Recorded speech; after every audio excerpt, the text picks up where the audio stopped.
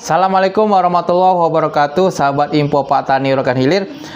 Ini ada sebuah kiriman pertanyaan dari salah satu sahabat info Pak Tani melalui kolom chat akun YouTube di channel info Pak Tani Rokan Hilir, yaitu dari Kak Budi Kasyu Budi. Wah, dengan inti pertanyaannya seperti ini. Kita bacakan bahwa saya adalah salah satu anggota Poktan. Nama Poktan kami adalah Poktan ... Kelompok tani kami mendapat bantuan sumur bor pada tahap pertama dan kedua. Semua berjalan biasa-biasa saja.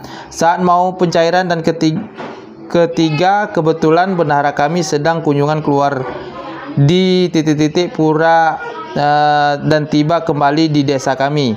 Baru kami ketahui secara diam-diam ketua kelompok tani kami dengan salah seorang pegawai dinas pertanian sudah menggantikan bendahara kami dengan suaminya dengan membuat pengakuan palsu ke dinas bahwa sudah disetujui oleh anggota kelompok untuk penggantian bendahara dimaksud. Nah, ini sepertinya ada sebuah kejadian yang dialami oleh salah satu kelompok tani yang berada di suatu tempat ya. Kita samarkan sengaja karena ini mungkin masih bersifat privasi kelompok tani, namun ini juga sebagai sebagai jawaban bagi kita semua untuk kita simak bersama-sama. Pertanyaannya adalah apakah ini sudah sesuai dengan aturan? Itu yang pertama. Yang kedua, langkah apa yang diambil? Dan yang ketiga, apakah masalah ini dapat kami laporkan ke pihak yang berwajib?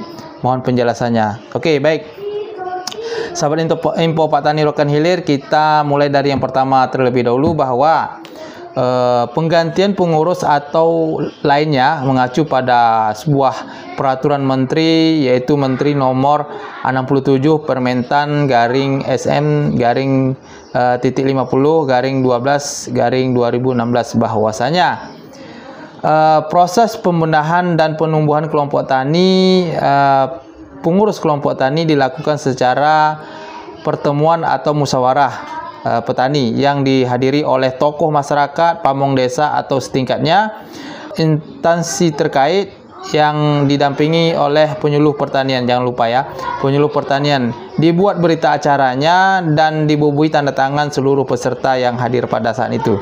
Jadi kita sudah sama-sama ketahui bahwa pada pertanyaan pertama, apakah ini melanggar atau tidak, bahwa apa yang dilakukan oleh oknum ya ataupun pengurus atau ketua yang dimaksud itu sepertinya sudah melanggar dari aturan yang berlaku yang sesuai dengan amanat permentan ini, bahwasanya pertukaran pembenahan pengurus kelompok tani itu harus dilakukan secara mufakat, musyawarah ataupun pertemuan seluruh anggota sehingga baru bisa dilaksanakan pertukaran pengurus tersebut. Jadi harus disetujui bersama, dimusyawarahkan. Jadi itu intinya, bahwasanya apa yang dilakukan itu tidak sah ya.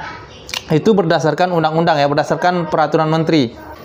Apa yang kita ketahui, tetapi ini adalah berdasarkan undang-undang. Oke, itu yang pertama. Kemudian yang kedua, langkah apa yang diambil? Oke, langkah yang pertama yang kami sarankan adalah berkoordinasi secara langsung dengan petugas yang di lapangan, dalam hal ini adalah penyuluh pertanian, dengan menyampaikan hal ini ya.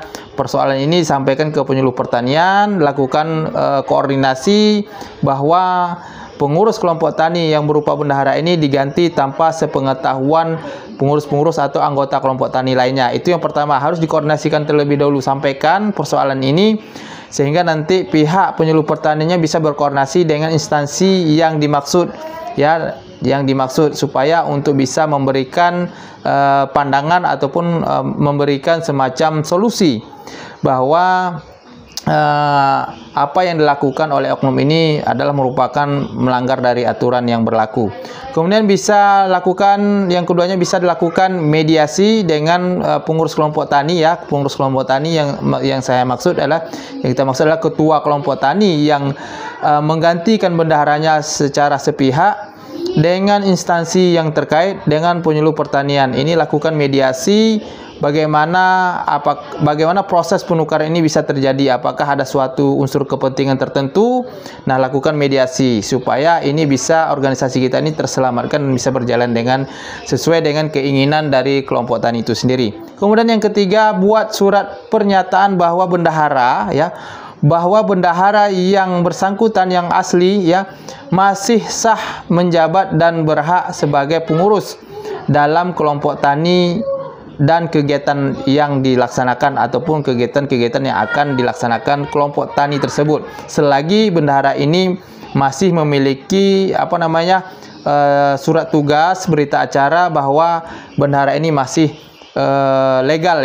Jadi bendahara ini harus membuat surat pernyataan atau kelompok tani membuat surat pernyataan bahwa bendahara ini masih sah ya, masih berlaku kepengurusannya. Itu yang kami sarankan untuk langkah-langkah yang diambil. Oke, itu jawaban yang kedua. Kemudian untuk yang ketiga, pertanyaannya apakah masalah ini dapat dilaporkan ke pihak berwajib? Oke ya, jadi apakah ini bisa kita bawa ke ranah hukum atau mungkin langkah-langkah yang perlu kita sampaikan ke penegak hukum misalnya supaya ditindak. Oke.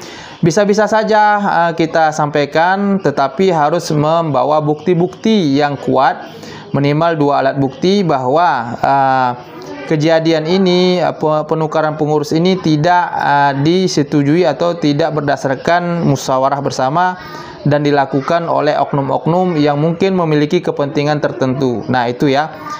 Itu saran kita untuk melakukan langkah-langkah apakah ini perlu dibawa ke ranah hukum ya. Dan kemudian saran kami lagi, hal-hal seperti ini sebaiknya dibicarakan secara intern pengurus kelompok tani dengan pendampingnya, baik itu penyuluh pertanian maupun instansi terkait. Dan jangan sampai hal-hal seperti ini dibawa ke media ataupun yang mungkin sebagian yang hanya mengambil kepentingan untuk ketenaran berita atau dan sebagainya. Oke, sahabat tani, itu saja pencerahan dari kami. Mudah-mudahan bisa tercerahkan, dan ini juga menjadi pengalaman kita di lapangan bahwa pengurus kelompok tani ataupun instansi-instansi terkait haruslah melakukan prosedural ya yang ada supaya tidak ada terjadi kepentingan-kepentingan tertentu. Itu saja yang dapat kami sampaikan. Apabila informasi ini bermanfaat, silahkan di-share, kemudian juga di-subscribe tentunya. Oke, itu saja informasi dari Info Pak Tani Rokan Hilir. Terima kasih telah mengikuti video ini. Sampai jumpa. Assalamualaikum warahmatullahi wabarakatuh.